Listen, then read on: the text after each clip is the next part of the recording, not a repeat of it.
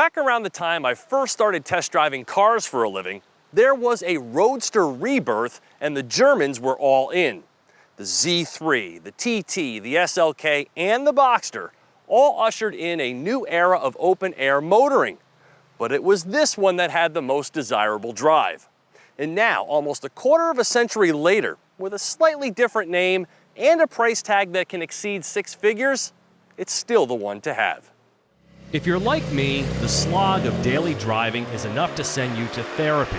It's not fun, you're surrounded by hostiles, and more often than not, the car is standing still. But a cabriolet such as this will adjust your attitude in a heartbeat. Small, nimble, precise, and oozing with emotion, the Boxster, with the top down and the 6-speed in your hand, is the perfect antidote to commuting madness. And this isn't just any Boxster, it's the new GTS, positioned above the Boxster S and below the Spider. The Boxster was last redesigned 5 years ago, at which point the introduction of the turbocharged Flat-4 engine spawned a name change to 718 Boxster as a nod to the similarly powered Porsche race cars of the 50s and 60s. And the previous GTS, which took the 2020 model year off, was also powered by a 2.5-liter turbo, causing some Porsche aficionados to cry foul. Well, your pleas have been answered, as this new 718 GTS receives a 4-liter naturally aspirated Flat-6.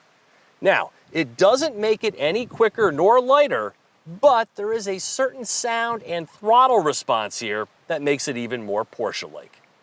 GTS models receive special styling. They're faster and come with a sportier suspension tube. Yet, their drivability remains everyday balanced. This car sits lower than a standard Boxster, has an adjustable suspension, packs a sport exhaust system with a switch for a more vociferous mode, and is fitted with standard sports seats, here with the optional 18-way adjustment and power bolsters.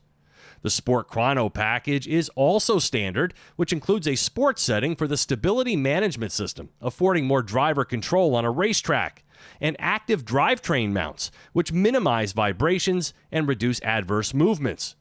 The drive settings themselves are right here on the wheel and include Sport and Sport Plus. 20-inch staggered width summer use tires adhere to the road with amazing grip. And with a high revving engine, the best 6-speed you'll ever drive, and hallmark Porsche precision in the controls, the GTS invites vigorous operation, but also happily performs serene top-down motoring your passenger can also enjoy.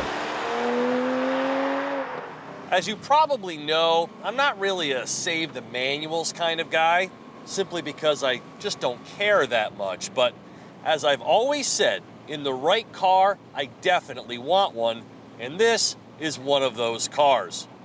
Much like my last 911 test drive with the manual, I'm reminded once again that nobody does stick shifts as well as Porsche does.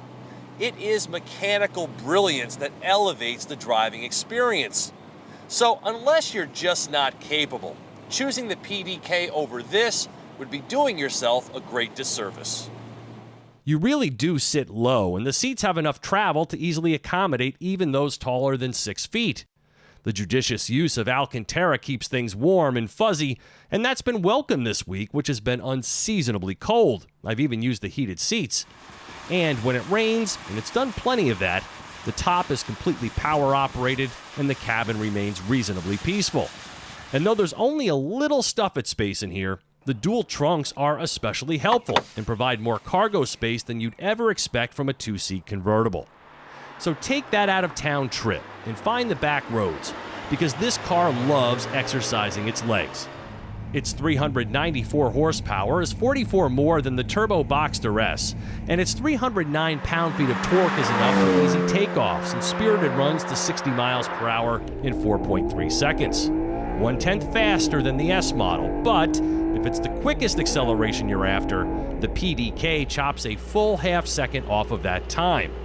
But resist the temptation, because the manual, with its downshift rev matching feature in Sport and Sport Plus, more than makes up for that lack of time through its satisfying driver involvement, and its top speed is higher at 182 miles per hour. You know, it's funny. Not long ago, having a turbo was really cool. But then through the years, they kind of became more of an instrument of fuel economy and less so performance, showing up in nearly everything, which led to the subsequent cries of returning to naturally aspirated engines, proving yet again that we always seem to want what we can't have. But whether it's that more direct connection between your right foot and the feeling of acceleration, or that unique sound provided by the absence of turbos, there was definitely a case to be made here for bringing the Flat-6 to the GTS. So what's the cost for this type of weekend pleasure? Well, it's not cheap, surprise, surprise. The GTS starts at $26,900 more than a base 718 Boxster at about $91,000. This one, with a shockingly small list of options for a Porsche, checks in at $100,600. One of those extras is the aventurine green paint, which mostly looks gray until the sun hits it. And one of the options not here, which I would certainly get, is entry and drive, because I'm not really into keys anymore. Equipped with cylinder deactivation, gas mileage is rated at 19 mpg. Oh, how I'd love to own a car like this for those early morning weekend jaunts and trips to the shore. It's a lot of money for sure, but for some, a Miata just isn't going to cut it.